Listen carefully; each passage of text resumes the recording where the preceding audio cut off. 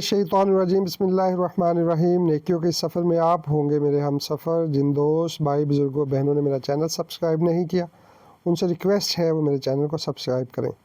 अच्छी बात फैलाना सदका जारिया है।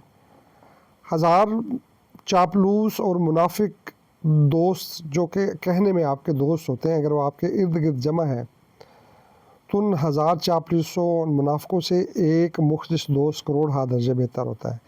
ये जो चापलूस लोग होते हैं, ये जो मुनाफिक लोग होते हैं, आपको सिर्फ़ और सिर्फ ख़ुद के फ़ायदे के लिए इस्तेमाल कर रहे होते हैं। ये आपकी जड़ें अंदर से काट रहे होते हैं और आपको एहसास तक नहीं होता।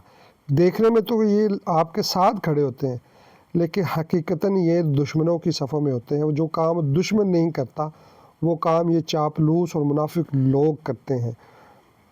लिहाजा इन लोगों से बचें। इन लोगों का इंतखाब करने से करोड़ हा दर्जे बेहतर है कि आपके पास एक मुखलिस दोस्त हो।